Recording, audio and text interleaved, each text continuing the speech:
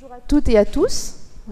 Alors, nous allons maintenant rentrer à nouveau dans le vif du sujet, mais vous avez, dans l'échelle d'humeur et vos réactions du matin, déjà commencé à exprimer de l'impatience, à essayer de comprendre ce qui bloque, ce qui aide, pourquoi, qu'est-ce qui, dans notre organisation politique et économique, nous permet d'avancer. Vous allez voir que c'était au cœur des questions qui sont aussi remontées suite à la présentation de Valérie Masson-Delmotte et de Laurent Subiana.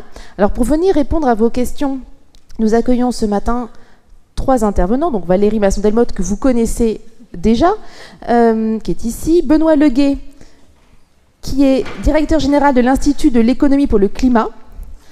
Donc une approche plutôt économique de ces questions de politique climat. Et Daniel Verger, responsable du pôle études, recherche et opinion du Secours catholique. Donc à partir de maintenant, ces échanges sont diffusés et nous allons les entendre réagir aux questions des citoyens. Et pour présenter les questions des citoyens, c'est Guy, Brigitte, Muriel et Guillaume qui vont vous les présenter parce qu'ils ont passé une partie de la soirée à faire la synthèse de toutes les questions que vous avez posées et à essayer de les organiser pour qu'on ne soit pas dans une longue liste, mais plutôt dans des ensembles, on va dire, organisés de problématiques. Est-ce que vous pouvez venir, on les en remercie parce qu'ils ont passé du temps hier soir, ils ont mis une belle énergie à ce que vos questions soient représentées.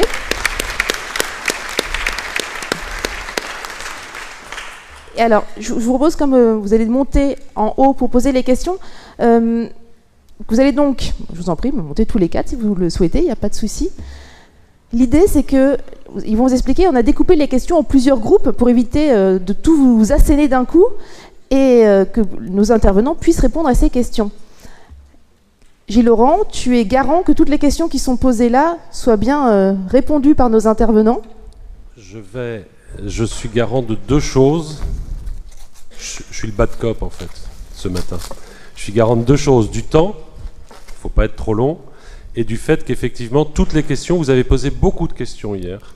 On n'a pas eu un mal fou à les synthétiser, mais ça a quand même demandé un vrai travail. Elles vont être présentées maintenant, et je vais m'assurer que toutes les questions trouveront une réponse de façon à ce que vous soyez satisfait d'avoir fait ce travail hier et satisfait d'en entendre le résultat ce matin. Il y a une question, oui ? Excusez-moi, bonjour. C'est pas par rapport aux questions sur ça, mais je voulais en parler avant qu'on commence. Il n'y a pas de réseaux sociaux sur ce qu'on est en train de faire. Et j'aimerais bien que ça soit mis en place de manière à... Bon, certes, j'espère qu'on va trouver des solutions, mais qu'au moins il y a une sensibilisation par rapport à ce qu'on fait et que les gens puissent suivre ce qu'on fait. Ouais. Thierry Pêche, oui, le président vous répond. Vous avez parfaitement raison. Il y a tout de même un compte Twitter de la Convention sur lequel vos échanges sont retransmis en direct. Comme ce compte est naissant, il n'a pas encore un très grand nombre de followers. Il en a néanmoins, je crois, 1400. Il était à 800 hier, donc les choses progressent vite. Mais vous pouvez, vous aussi, nous aider à faire vivre les débats de la Convention sur vos propres comptes. N'hésitez pas à le faire. Peut-être pas en séance si ça vous détourne de l'attention qu'il faut porter au débat.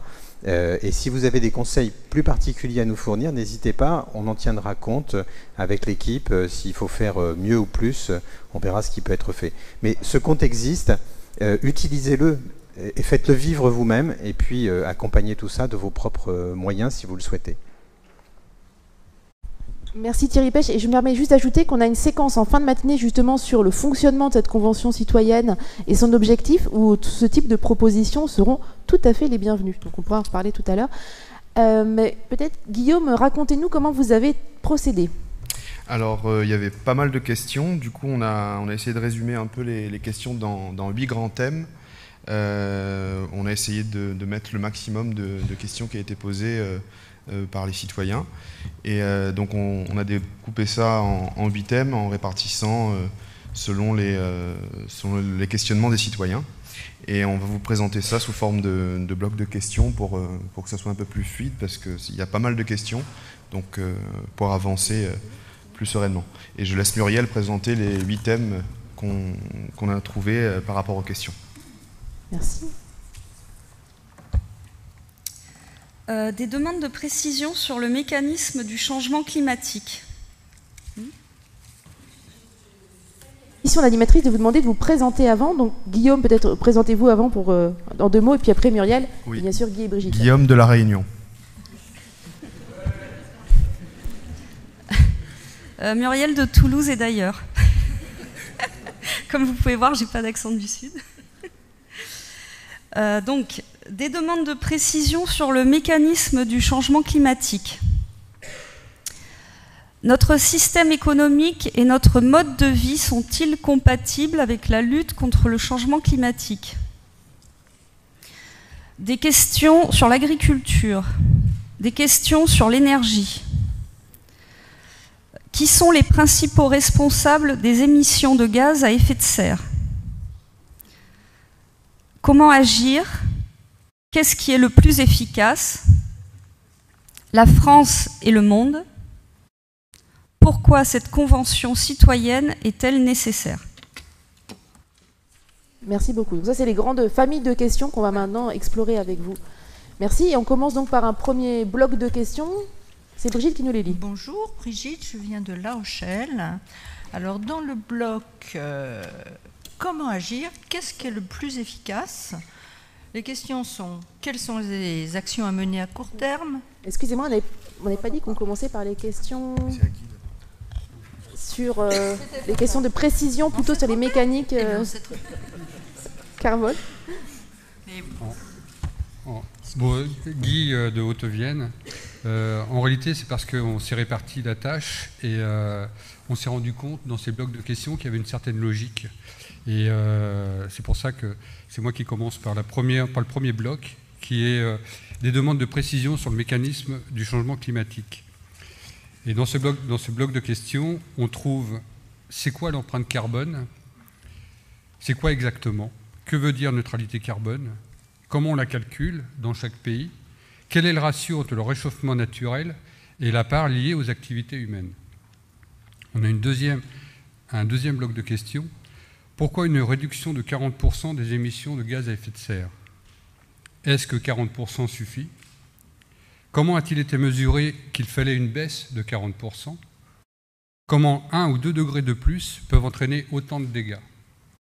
Et puis un troisième bloc de questions pour ce premier grand thème. Quels sont les impacts du changement climatique? Quels impacts sur les animaux, extinction et mutation des espèces? Quels impacts sur la santé, par exemple sur l'apparition de nouvelles maladies? Comment va se passer le déplacement des populations? Adhérez-vous à la théorie de l'effondrement et à quelle échéance? Gagnez vos places et nous allons donc accueillir pour ce premier bloc qui est plutôt sur des aspects, on va dire, scientifiques, Valérie Masson-Delmotte. Et on va astreindre Valérie à une règle qui va être la même pour les autres intervenants, qui est la règle du sablier. Donc Valérie, elle a la dure mission de répondre à toutes ces questions comme elle le souhaite, mais en 5 minutes. Bien sûr, on pourra lui accorder des minutes supplémentaires, mais pas 25, parce qu'après, on laissera nos autres intervenants réagir sur les autres blocs de questions qui les concernent davantage. Merci beaucoup, et je vous mets le sablier ici. Je vais parler super vite. Donc, l'empreinte carbone, en fait, c'est la somme de toutes les émissions de gaz à effet de serre. Chaque gaz à effet de serre, il a des caractéristiques différentes. Il a un effet sur les flux de rayonnement différents, puis il reste plus ou moins longtemps dans l'atmosphère. Et donc, il y a des méthodes qui permettent de tout regrouper et de parler en équivalent dioxyde de carbone. Donc, c'est pour ça que souvent on parle empreinte carbone. La neutralité carbone, c'est la condition nécessaire pour que le climat, en tout cas le réchauffement, se stabilise. Mais par contre, ça n'empêchera pas d'autres changements de continuer. La continuation du recul des glaciers, la continuation de la montée du niveau des mers, parce qu'il y a de l'inertie, en fait, dans le fonctionnement du climat. Donc la neutralité carbone, ça veut dire, dans le monde entier, pas mettre plus de dioxyde de carbone dans l'atmosphère que ce que nous, les humains, par nos actions, on soit capable d'enlever et de stocker de manière durable. Voilà, c'est vraiment ça la définition. Et enlever et stocker de manière durable, ça peut être des méthodes physiques, chimiques, technologiques qui ne sont pas mûres aujourd'hui. Ça peut être de faire pousser des forêts et utiliser le bois, par exemple, pour le bâtiment. Ça peut être de restaurer des écosystèmes qui vont stocker du carbone. C'est ça, en fait, le genre d'action, ou des pratiques agricoles qui stockent plus de carbone dans les sols, par exemple, sur le temps long. Alors, comment on calcule l'empreinte carbone? Donc, dans chaque pays, on fait un inventaire national d'émissions de gaz à effet de serre. Et on peut également calculer les flux de gaz à effet de serre entre les pays liés au bilan des importations et des exportations.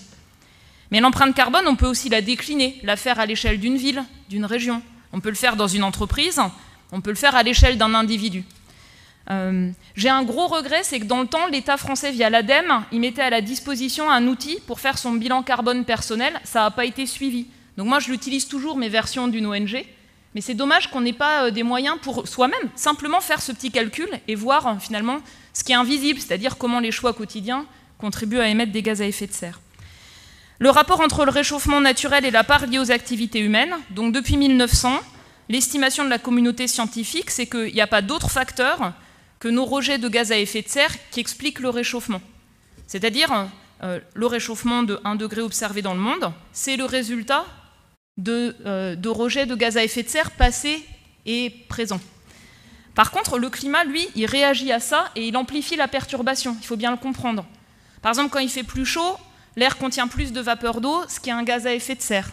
Quand il fait plus chaud, il y a moins de neige, il y a moins de glace, on perd l'effet miroir, ça réchauffe encore plus. Vous voyez le principe. Et donc le résultat de ce qu'on observe, c'est comment la machine climatique, elle réagit à notre perturbation en l'amplifiant. Alors pourquoi une réduction de 40% des émissions de gaz à effet de serre en 2030 ? Donc, vous vous souvenez de l'image de la baignoire, hein ? Donc, si on veut que le climat arrête de se réchauffer, il faut qu'on aille vers la neutralité carbone, c'est-à-dire pas émettre plus de CO2 que ce qu'on est capable d'enlever, et puis baisser l'effet sur le climat de tous les autres gaz que le CO2. Et ça, en fait, ça peut se décliner en budget carbone, c'est-à-dire dans le monde, combien, pour une période de 5 ans, 10 ans, de combien on veut baisser au fur et à mesure du temps. Donc les 40%, tel que moi je le comprends, c'est vraiment l'engagement de l'Union européenne décliné à travers l'engagement de la France à horizon 2030. Et si ça se réalise et que les autres pays font des efforts similaires, ça permettrait de contenir le réchauffement, en gros, en dessous de 2 degrés. Plus on continue à émettre des gaz à effet de serre, plus on change le climat, plus on a aussi le risque de faire face à des phénomènes qu'on ne connaît pas bien. Par exemple, les sols gelés de l'Arctique, s'ils dégèlent beaucoup, ils peuvent relarguer aussi des gaz à effet de serre de manière croissante. Et donc, plus on agit rapidement, moins on rentre dans ce territoire inconnu d'un climat vraiment très différent, et plus on garde notre marge de manœuvre. Ce point-là, il est aussi important. Si on tarde à agir, je voulais aussi le dire, si on tarde à agir, inéluctablement, on dépassera 1,5 degré et davantage. Et les enjeux, c'est gestion de crise, éventuellement perte irréversible d'écosystèmes. Alors, comment 1 ou 2 degrés de plus peuvent faire autant de dégâts ? En fait, le climat, il ne varie pas beaucoup quand on regarde à l'échelle passée.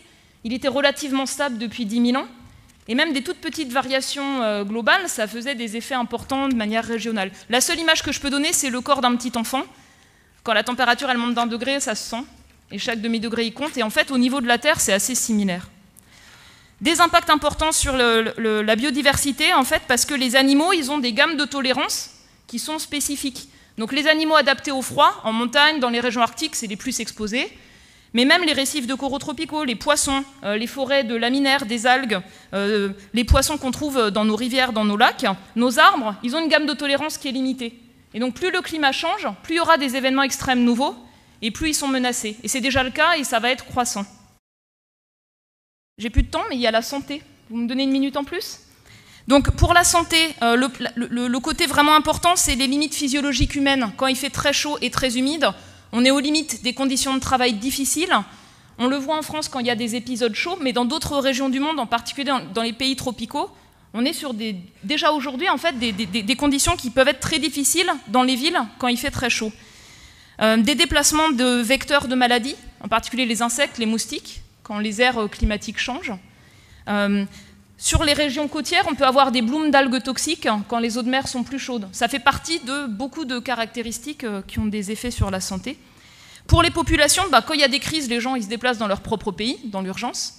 Il y a aussi des questions de déplacement planifié, par exemple pour le littoral avec la montée du niveau des mers. Dans certains cas, il va falloir planifier des déplacements parce que certaines zones, on ne pourra pas toutes les protéger. Et après, il y a d'autres enjeux en fait, sur les déplacements de populations internationaux qui ne sont pas simplement l'effet du climat, mais qui sont l'effet de conditions économiques très différentes. Et la théorie de l'effondrement, c'est compliqué à définir. Il y a des besoins de changements structurants, il y a des besoins de gouvernance claire sur la question climat, parce qu'il y a besoin d'agir sur les grands systèmes. Et puis après, il y a ce qu'on peut faire nous à notre échelle. Et ce qu'on ne sait pas, c'est comment les sociétés, elles encaissent les chocs successifs. On ne sait pas bien, en fait, ça. Parce que c'est une situation qui est inédite. Voilà.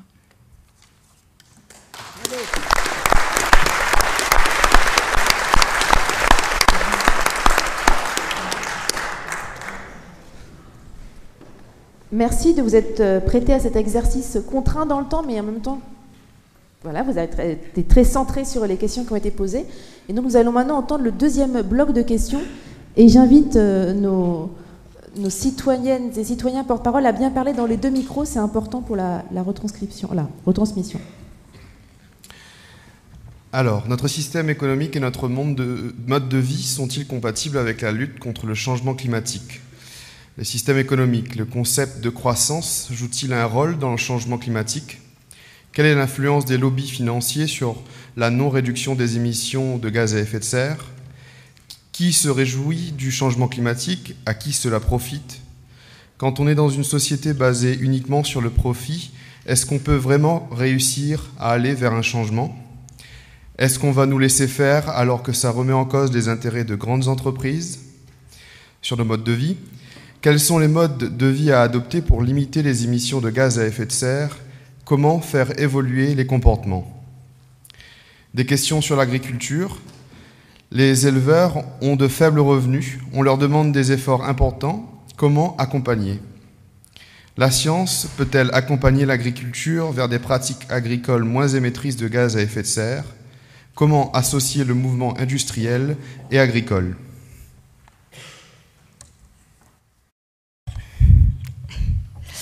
Des questions sur l'énergie. Quelles alternatives de production d'énergie sont les plus durables ? Faut-il par exemple privilégier l'électricité ou l'hydrogène ? Quelle est la part d'énergie renouvelable dans la production d'énergie aujourd'hui ? Quelles sont les avancées dans le domaine des énergies renouvelables ? Qui sont les principaux responsables des émissions de gaz à effet de serre ? Quels sont les principaux responsables des émissions de gaz à effet de serre ? Quelle est la part des différents secteurs en termes d'émissions de gaz à effet de serre et donc d'impact sur le changement climatique ? Quelle est notamment la part du transport, des différents modes de transport et de l'industrie ? Quel impact du numérique et de l'information sur l'environnement au niveau national et mondial ? Comment on le calcule ? Comment fonctionne le marché du droit à polluer ? Alors, j'ai juste une petite parenthèse à faire.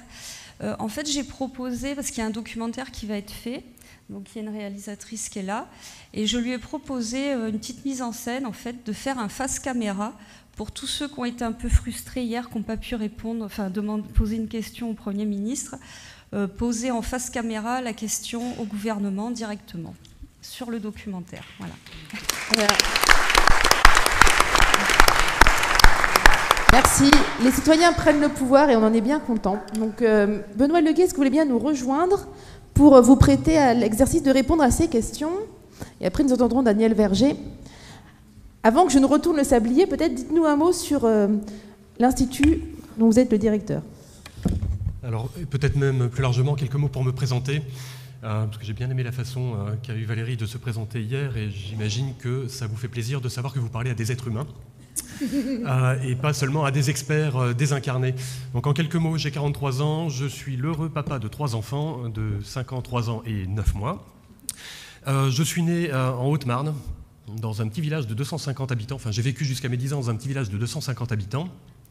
Je suis ensuite parti aux Pays-Bas, dans un pays où finalement, une grosse ville-village de 700 000 habitants qui s'appelle La Haye, dans un pays où finalement, pour faire un déplacement de moins de 5 km, ça vient à l'idée de personne de le faire autrement qu'en vélo.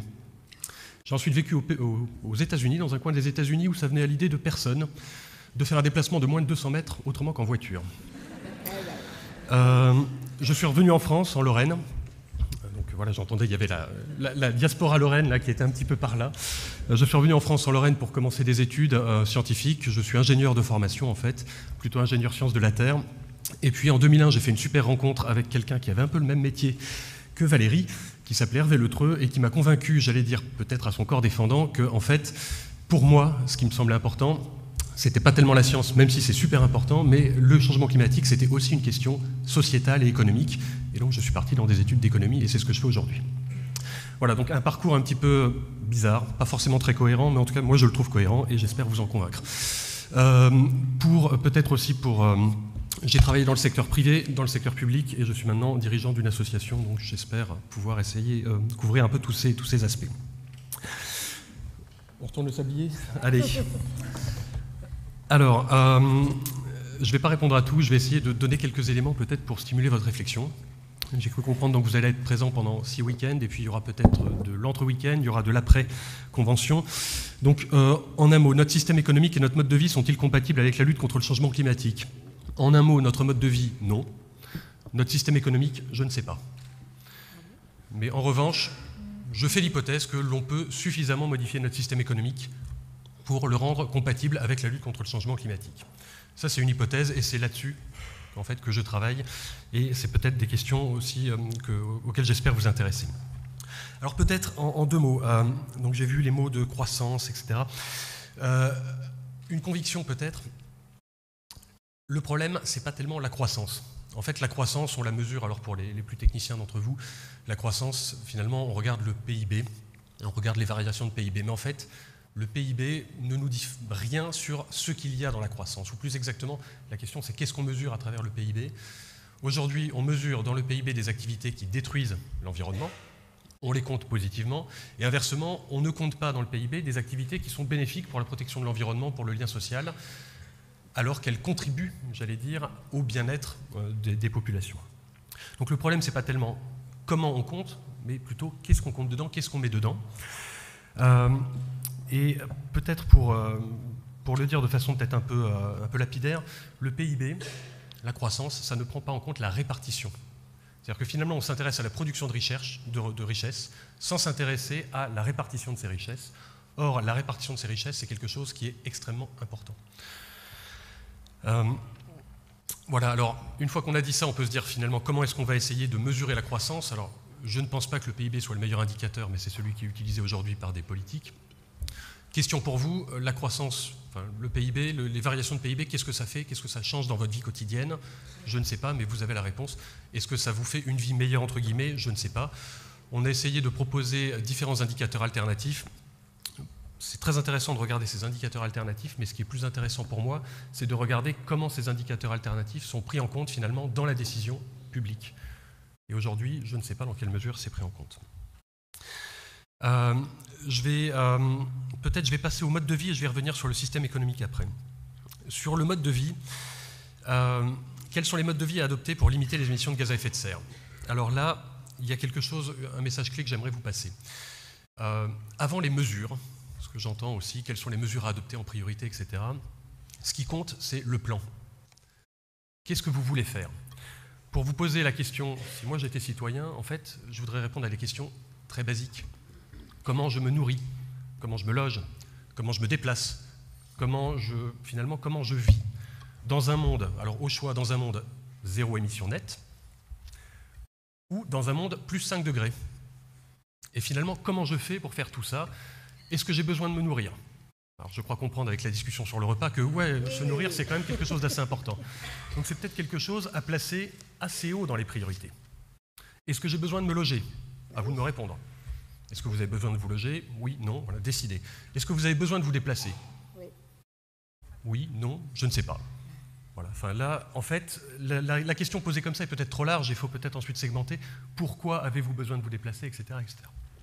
Mais finalement, la question, c'est dans quelle société voulez-vous vivre? Qu'est-ce qui compte vraiment? Et c'est peut-être à cette aune ensuite qu'on peut réexaminer la question de la croissance. Quand on dit on croit, mais finalement, ça veut dire qu'on se rapproche d'un objectif. Quel est cet objectif? Quel est le plan? Là-dessus, pour le plan, alors au risque peut-être de vous surprendre, je ne pense pas que l'État français ait une vision sur ce que serait la France en 2050. Et j'entends déjà le Premier ministre dire « mais c'est à vous de me proposer cette vision ». En fait, j'aurais tendance à dire, ben non, à la limite, posez la question à l'exécutif, demandez-leur comment on fait émerger cette vision. Il y a des scénarios qui sont présentés, alors je pourrais vous en citer plusieurs pour stimuler vos idées. L'ADEME en a présenté, Négawatt également sur les parties énergétiques, Solagro avec le scénario After sur la partie agricole. Il y a d'autres scénarios, Entreprises pour l'environnement qui a été fait avec des entreprises, etc. Mais finalement, c'est dans ces futurs possibles, comment se projette-t-on, comment vous projetez-vous, comment vous mettez-vous? Et la question pour moi, pour les pouvoirs publics, c'est finalement comment s'organise-t-on ensuite pour faire émerger cette vision et pour tenir le cap, mais à condition d'avoir la boussole, c'est-à-dire finalement le plan, qu'est-ce qu'on veut faire d'ici à 2050, comment on s'organise pour prendre des décisions. Dans les quelques secondes qui restent, je voudrais justement en profiter pour parler de la finance. Parce qu'il y a une question qui est spécifiquement quelle est l'influence des lobbies financiers sur la non-réduction des émissions de gaz à effet de serre. Alors effectivement, le secteur financier finance tout ce que les acteurs économiques lui proposent, c'est-à-dire aujourd'hui essentiellement une économie à base de fossiles. 80% de l'énergie qu'on utilise, c'est du fossile, et donc le secteur financier ne fait finalement que financer ça. Question pour vous, en tant que citoyen, vous avez peut-être de l'épargne, vous parlez peut-être de temps en temps à un conseiller bancaire, à un agent d'assurance, etc. Et en général, quand vous parlez à un intermédiaire financier comme ça, il vous pose quelques questions du type « Quel est votre appétit au risque ? Qu'est-ce que vous voulez comme rendement ?» À aucun moment, ces intermédiaires financiers ne vous posent une question pourtant bête. Quel est le monde dans lequel vous voulez investir, mettre votre argent? Donc, à quoi vous voulez contribuer? Ça, c'est peut-être une question aussi qu'il faut leur poser. On vous parle euro, on vous parle rentabilité, risque, et à aucun moment on ne parle de qualité. Dans quoi on met notre argent? À quoi ça sert, entre guillemets? Quel est le monde? Vous savez, Antoine de Saint-Exupéry, s'il te plaît, dessine-moi un mouton. Ben, c'est un peu la même chose. Posez peut-être cette question à vos intermédiaires financiers quand vous avez la chance d'en rencontrer. Et je suis certain, voilà, vous n'avez peut-être pas beaucoup d'épargne, vous en avez peut-être un petit peu, vous en avez peut-être beaucoup, mais finalement, à chaque fois, vous pouvez vous poser ces questions. À quoi sert mon argent? Voilà, je vais peut-être m'arrêter là. Il y a plein de questions sur la transition qu'on pourra aborder après, en deuxième tour. Merci beaucoup.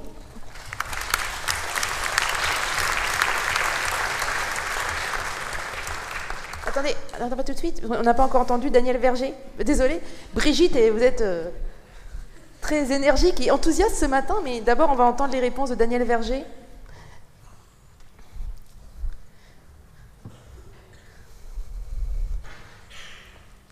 Peut-être, Daniel, pareil, présenter comme vous avez envie de le faire et puis nous expliquer comment le Secours catholique s'intéresse à ces questions-là ou comment ces questions de changement climatique viennent percuter le Secours catholique. Merci beaucoup. Alors, effectivement, bonjour à vous tous et à vous toutes. Quelques mots de présentation. Je m'appelle Daniel Verger. Je suis marié, j'ai 4 enfants. On a toujours été engagés dans le secteur associatif et de la solidarité. Donc c'est un peu à partir de cette expérience-là, plus peut-être que de cette expertise-là, que je viens vous parler aujourd'hui. Je suis maintenant grand-père avec 3 petits-enfants et d'ailleurs ce week-end on garde 2 de nos petits-enfants. Donc j'irai les rejoindre ensuite pour faire mon métier de grand-père. J'espère qu'avec les décisions qui sont à prendre et qu'on va peut-être prendre grâce à cette convention, eh bien ils pourront avoir une vie belle et juste. Et en tout cas c'est ça mon espérance en venant aussi aujourd'hui.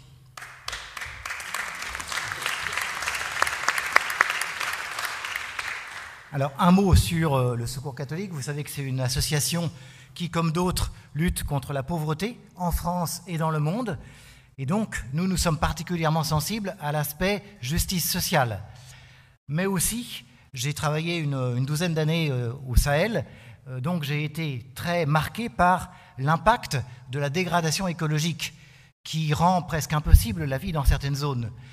Et donc, il est très important de pouvoir lier justice sociale et puis transition écologique. Beaucoup d'associations ont maintenant une vraie conviction dans ce domaine-là. Nous nous rapprochons de plus en plus des associations plus environnementales. Nous faisons partie du RAC, le réseau Action Climat. Nous faisons partie aussi du Pacte du pouvoir de vivre, qui est une grande coalition rassemblant des syndicats, des associations de lutte contre la pauvreté environnementale, des fédérations, etc. Et sans doute un des grands rassemblements aujourd'hui de la société civile. Et donc, cette préoccupation commune, elle progresse, mais il y a encore du chemin à faire. Merci. Alors, quelques éléments complémentaires à ce qui vous a déjà été dit, à partir de mon expérience.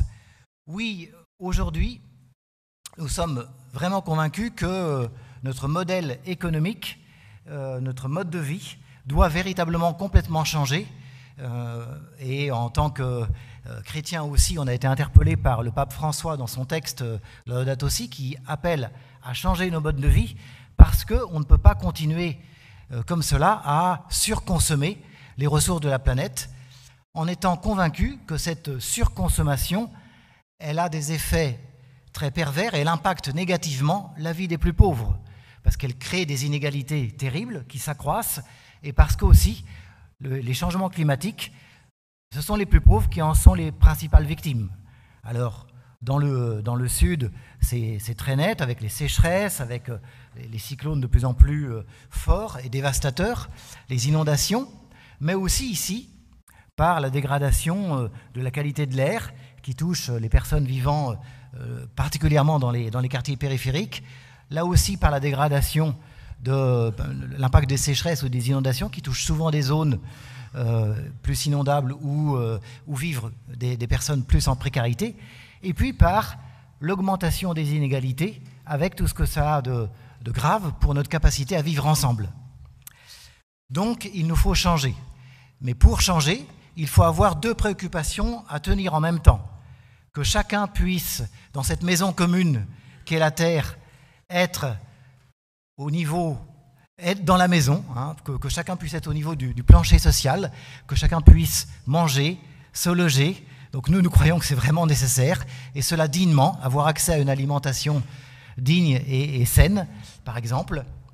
Et puis aussi que personne ne crève le plafond environnemental pour faire des trous qui rendent la maison inhabitable.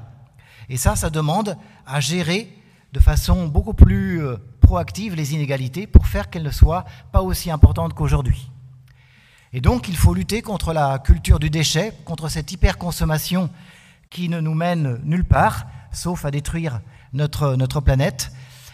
Et ça commence par moins d'emballage dans les aliments, une alimentation plus sur des circuits courts, mais à prix abordable, ou à prix différencié, comme on le fait dans les épiceries solidaires, où on peut avoir des prix différents selon nos revenus. Et puis, ou avec de l'alimentation dans les cantines scolaires, qui soit bonne et saine pour tous.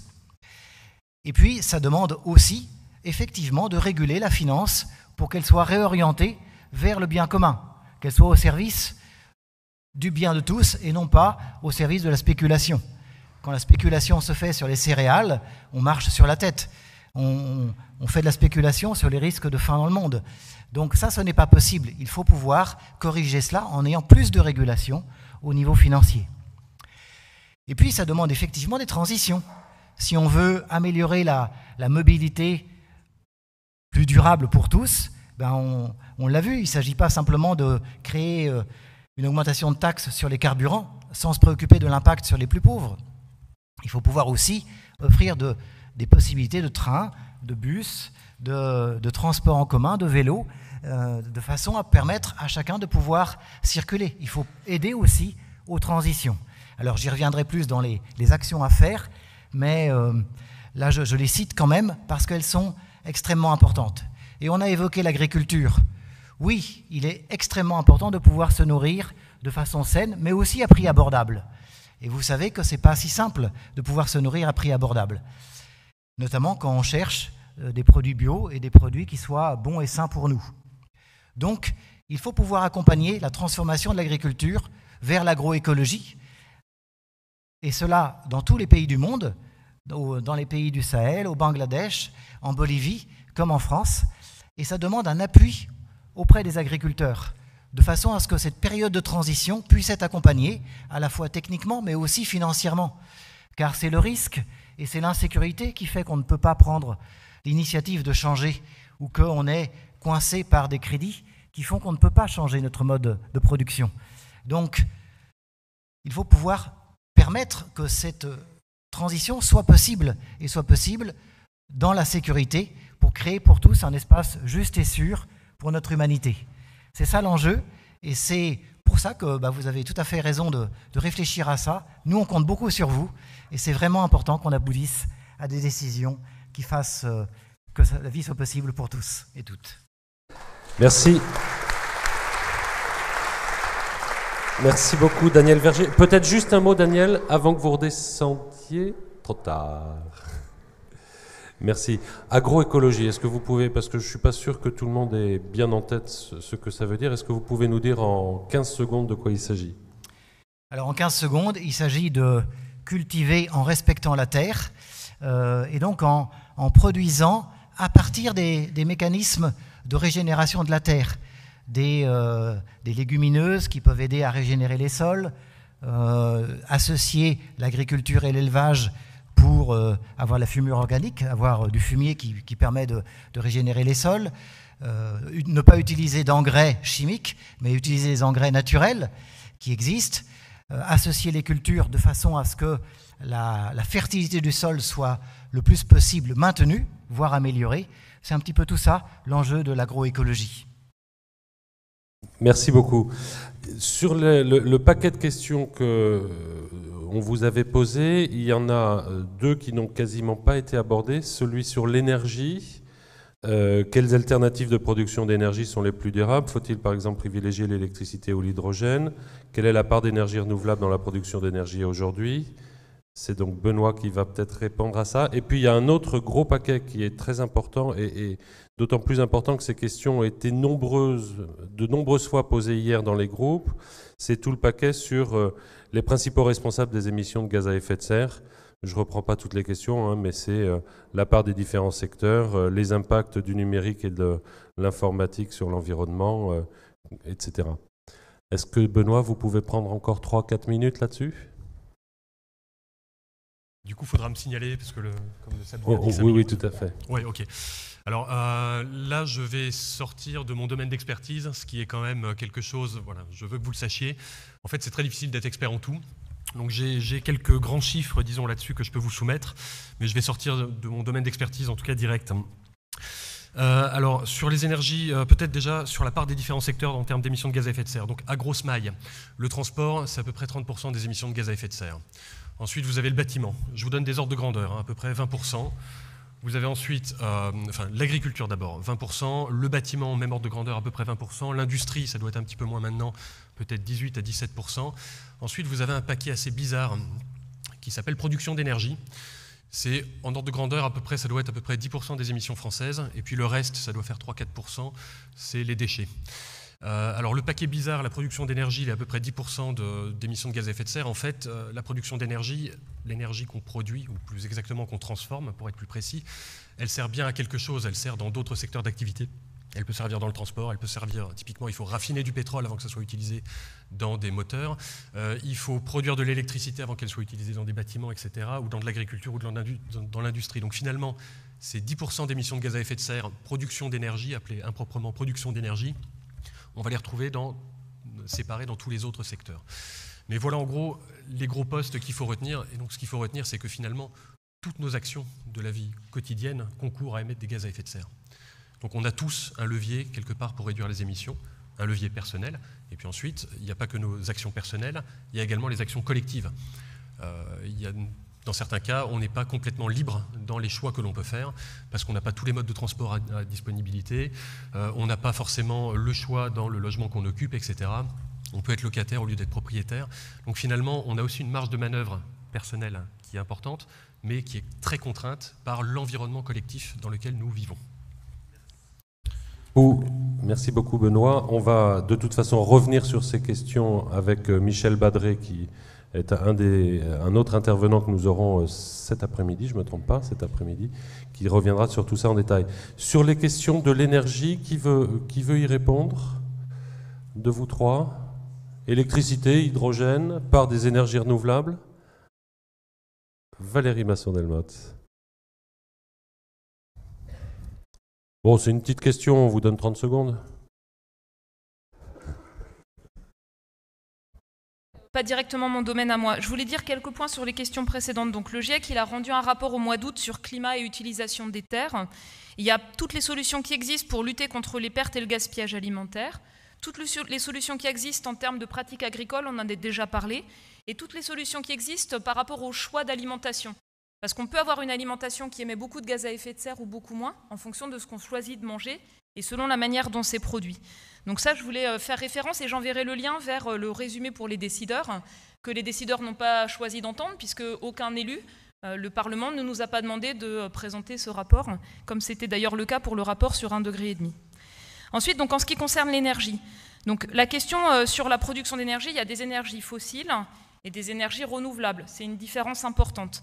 Et ensuite, chaque type d'énergie est associé à des émissions de gaz à effet de serre différentes, selon la manière dont c'est fait. Ce qui en émet le plus, c'est le charbon. Ensuite, vous avez, bien sûr, pour la production d'électricité, vous avez aussi le gaz, qui émet beaucoup de gaz à effet de serre. Sur le chauffage, le fioul émet plus que le gaz, et on a des alternatives de gaz renouvelables issues de l'utilisation de la biomasse qui a une empreinte plus basse. Oui. Un mot pour, peut-être que tout le monde le sait, mais c'est pas sûr, énergie fossile. Fossile, ça veut dire quoi? Pétrole, charbon, gaz, des choses qu'on prend dans le sous-sol, et donc des réservoirs qu'on épuise. Et en fait, ces énergies fossiles, c'est de la photosynthèse très ancienne, accumulée pendant des millions d'années, et donc en le brûlant, on recrée une atmosphère pleine de gaz à effet de serre, comme il y a eu à l'échelle géologique, mais on le fait brutalement. Donc la part des énergies renouvelables en France, à ma connaissance, pour l'électricité, c'est environ un quart, 20% d'hydroélectricité et 5% du reste, éolien, photovoltaïque ou biomasse. Mais en fait, l'électricité, c'est qu'une toute petite partie de l'ensemble de la consommation d'énergie en France.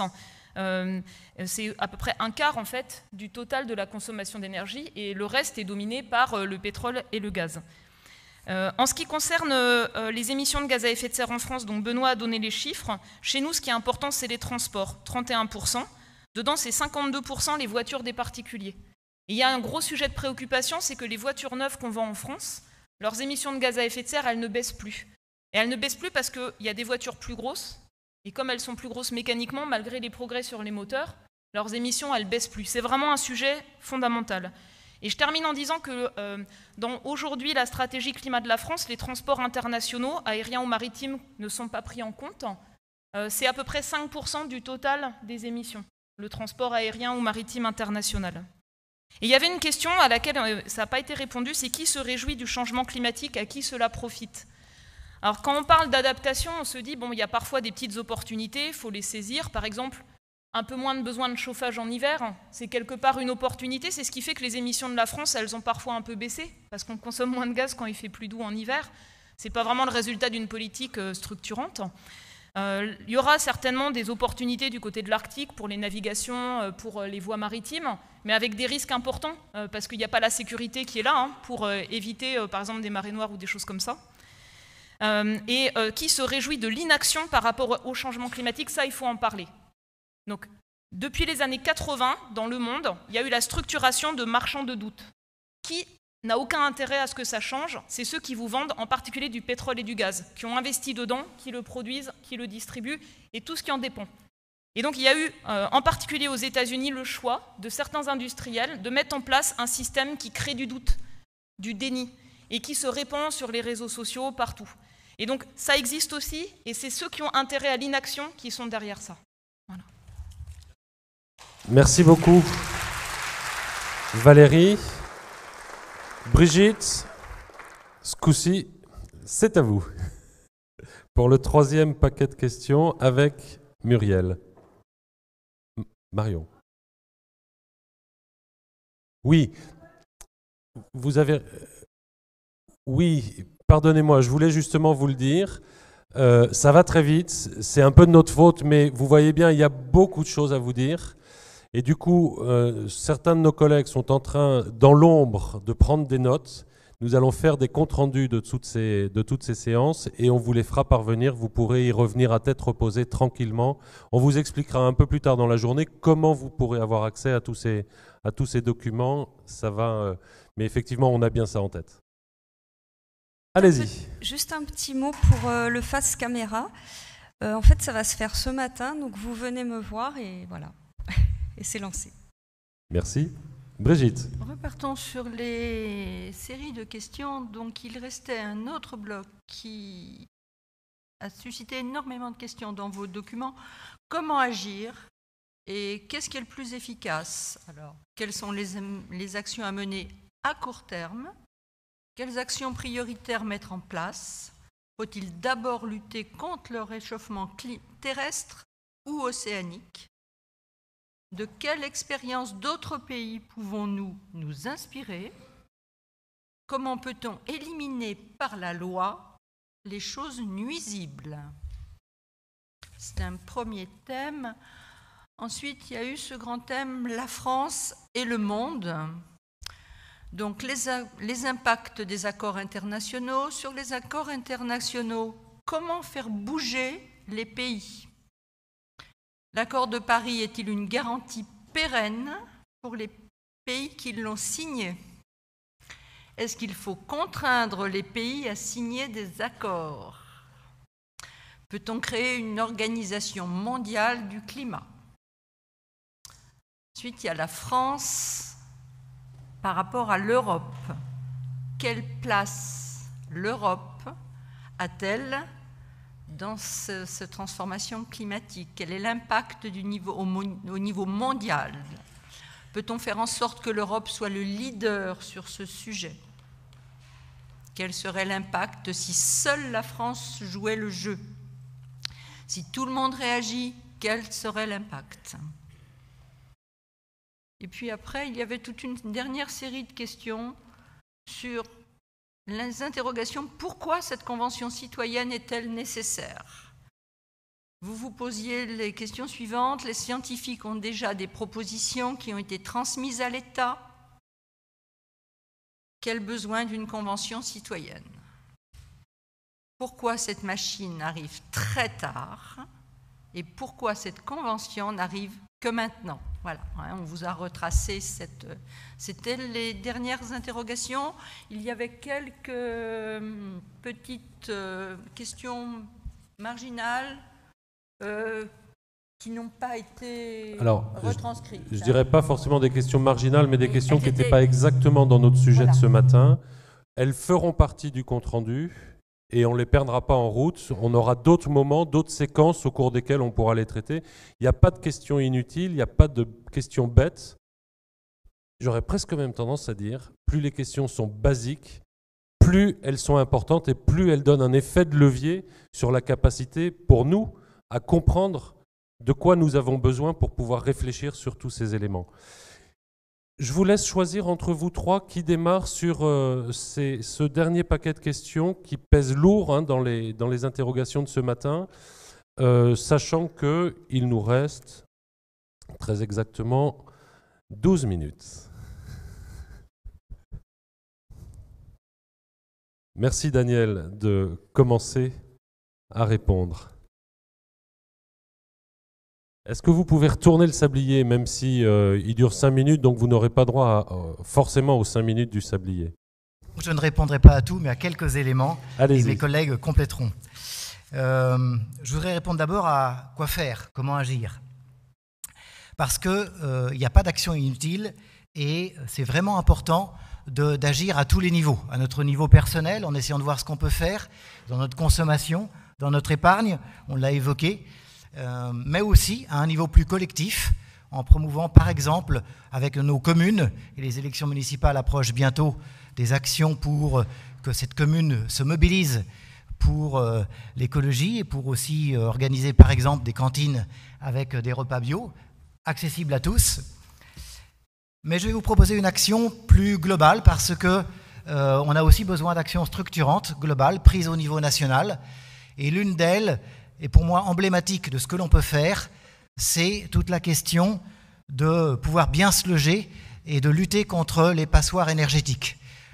Il y a en France plus de 7 millions de passoires énergétiques, c'est-à-dire des logements qui sont classés F ou G dans les étiquettes énergie, des logements où on chauffe l'air extérieur presque autant que l'air intérieur, et ça nous coûte cher parce que ça fait des factures qui sont élevées. Il est donc extrêmement important de pouvoir vraiment changer d'échelle et faire un plan pour résorber, pour rénover ces logements qui sont actuellement des passoires énergétiques. On a des actions qui sont entreprises dans ce domaine, mais elles sont très insuffisantes. On a peut-être 290 000 rénovations par an, mais dont seulement un peu moins de 100 000 concernent vraiment des passoires énergétiques. Donc on est, allez, grosso modo à 100 000 pour être optimiste. Et il faudrait passer, pour résorber ces 7 millions d'ici 2030, c'est-à-dire en fait en 10 ans, il faut donc faire 700 000 rénovations de passoires énergétiques par an. Il faut donc changer d'échelle, faire un véritable plan Marshall pour cela. Et c'est très positif parce que ça veut dire moins d'émissions de gaz à effet de serre, ça veut dire de l'emploi près de chez nous, beaucoup plus important. Et on sait qu'il y a plus de 100 000 emplois qui peuvent être créés ainsi durant cette période. Ça veut dire permettre aux personnes mal logées de pouvoir être mieux logées, de pouvoir payer moins de factures énergétiques. On estime à au moins 500 € par foyer le gain par an. Et donc, il y a là un vrai enjeu positif socialement, économiquement, pour l'emploi et pour la planète et pour le climat. Il est donc extrêmement important de pouvoir prendre les décisions et favoriser cette prise de décision. Mais on peut avoir d'autres exemples. On a évoqué les questions alimentaires qui sont extrêmement importantes. Accompagner la transition vers une alimentation saine et durable. Il faut pouvoir soutenir les économies d'énergie. On l'a évoqué, les énergies renouvelables. Favoriser la transition écologique. Favoriser la transition écologique, ça doit être le prisme de toute politique publique, avec aussi l'impact sur les plus pauvres. Et c'est pour cela qu'il nous semble important que cet engagement puisse être pris et on regarde toute mesure au niveau de quel impact sur l'écologie et quel impact pour les plus pauvres. Si on avait ça, ce serait extrêmement important. Et dans ce point de vue-là, la Convention citoyenne, elle a un rôle extrêmement important. Elle arrive tard, c'est vrai, elle arrive après beaucoup d'autres mobilisations, mais en même temps, un gouvernement, on sait qu'il est sous la pression des lobbies. On l'a évoqué. Nicolas Hulot l'a dit quand il a démissionné. On sait qu'un gouvernement, il tient compte de l'état de l'opinion. Et donc, il est important qu'on puisse montrer que l'opinion, elle a bougé, elle est aujourd'hui prête à des changements, et des changements qui soient bénéfiques pour tous. Et pour cela, il faut accompagner les changements difficiles. C'est vrai que avoir une taxe sur les carburants, c'est difficile, mais c'est aussi nécessaire. Mais par contre, il faut pouvoir accompagner l'accès à des véhicules plus propres et moins polluants. Il faut pouvoir aussi, c'est ce que l'on propose dans le revenu climat-énergie, faire en sorte que cette taxe carbone puisse être aussi redistribuée aux plus pauvres de façon à ce qu'elle permette une amélioration de la situation et aussi de pouvoir avancer vers des économies d'énergie. Donc une part pour la transition écologique, une part pour la redistribution. Merci beaucoup Daniel. C'est une véritable performance qu'on vous demande de faire tous les trois.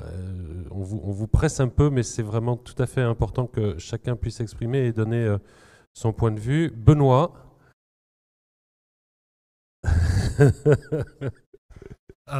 Deux points sur lesquels je voulais réagir. Premier point, c'est sur la question comment agir, qu'est-ce qui est le plus efficace. Alors, dans qu'est-ce qui est le plus efficace, ça veut dire il y a quand même une question, c'est quel est le but. Encore une fois, on cherche à atteindre un but. Quand on se pose la question qu'est-ce qui est le plus efficace, quel est ce but qu'on cherche à atteindre. Donc, pour moi, revenez sur l'idée du plan, qu'est-ce qu'on cherche à faire. La première chose que j'aurais tendance à recommander, c'est souvenez-vous des médecins. Les médecins ont un slogan, c'est d'abord ne pas nuire. Et c'est peut-être ce qu'il faut arrêter de faire. Arrêter de nuire, c'est-à-dire arrêtons d'investir dans des choses qui fondamentalement nous éloignent de la trajectoire de l'accord de Paris, de la neutralité carbone, etc. Pour vous donner quelques exemples, en France, les ménages, les entreprises, les pouvoirs publics investissent chaque année dans du bas carbone 40 milliards d'euros, 45 milliards d'euros si vous voulez les vrais chiffres. Et en même temps, on investit, les mêmes ménages, entreprises, pouvoirs publics investissent chaque année 65 milliards d'euros dans des investissements fossiles, des rénovations énergétiques qui sont mal faites, des voitures consommatrices, etc. Donc 45 milliards pour le vert, 65 milliards pour le marron. Donc arrêtons peut-être d'investir dans le marron pour investir plus dans du vert. Première chose à faire. Sur les actions qui nous semblent plus efficaces, je peux vous donner mon point de vue, ce n'est qu'un point de vue. Moi, ce qui me semble important, c'est, désolé pour l'anglicisme, c'est de mainstreamer, c'est-à-dire finalement intégrer le climat dans l'ensemble des décisions publiques et privées. Faire en sorte que ça ne soit pas une couche de plus, mais que ça soit vraiment intégré dans l'ensemble des décisions. Pour vous donner un exemple de ce sur quoi l'Institut de l'économie pour le climat travaille, ça vous permettra un peu de comprendre ça, nous on travaille sur des objets un peu bizarres. On regarde les investissements donc, qui sont faits en France par les ménages, les entreprises, les pouvoirs publics. Donc bien plus que les déclarations d'intention, en fait, on regarde ce que font les acteurs en vrai. Autre sujet sur lequel on travaille, le budget. On est en pleine discussion budgétaire à quelques encablures d'ici, l'Assemblée nationale. Question pour vous, le budget, donc, est-il vert, pas vert, juste, pas juste? En fait, on n'en sait pas grand-chose. Et les premiers intéressés, c'est-à-dire les parlementaires qui ont à se prononcer sur ce budget, n'en savent pas beaucoup plus. Donc question, comment fait-on pour informer ces acteurs, ces parlementaires qui ont des choix à faire, et finalement, comment les oriente-t-on vers les choix qui semblent judicieux? Pour vous donner un exemple, peut-être ça n'a pas été abordé, mais quand on parle de taxe carbone, on a regardé le budget 2019, on a identifié 250 mesures, 250, qui ont un impact sur les émissions de gaz à effet de serre, positif ou négatif. Donc il n'y a pas que la taxe carbone, la politique climat ne se résume pas à la taxe carbone, il y a 250 mesures à minima dans le budget qui est voté chaque année, qui peuvent avoir un impact à la hausse ou à la baisse sur les émissions de gaz à effet de serre. C'est peut-être ça qu'il faut toucher, justement pour adresser les questions de justice sociale, de savoir si on va toucher les carburants ou l'investissement dans les véhicules. Comment se fait-il qu'autant de personnes achètent chaque année des SUV? Je ne sais pas, j'avoue, je ne comprends pas. Après, vous avez certainement des réponses. Deuxième point sur lequel je vais aller beaucoup plus vite, 15 secondes, c'est pourquoi cette convention citoyenne est-elle nécessaire? Oui, cette convention citoyenne est nécessaire. Alors les scientifiques ont des positions peut-être, mais en tout cas leur métier, je parle sous le contrôle de Valérie, mais leur métier n'est pas de faire des propositions qui sont de l'ordre du politique. Ça c'est votre métier, c'est le métier des politiques. Pourquoi cette machine arrive très tard? Oui, elle arrive peut-être très tard. En même temps, il n'est jamais trop tard pour bien faire. Et j'espère que cette convention, disons, aura une pérennité au-delà des 6 week-ends que vous allez passer ensemble. Finalement, il va falloir se retrousser les manches jusqu'en 2050. Il y a du boulot, il va falloir transformer complètement l'économie en 30 ans. C'est un véritable défi. Merci beaucoup, Benoît. Et donc, vous pouvez.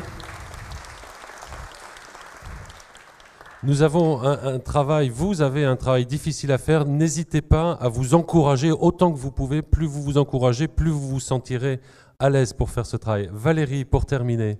Alors, quelques points. Le dernier rapport que nous, on a rendu, le rapport sur les océans et les glaces, qui a été approuvé par tous les gouvernements, il termine par un appel à l'urgence à agir pour préserver les écosystèmes et les conditions de vie des jeunes générations d'aujourd'hui.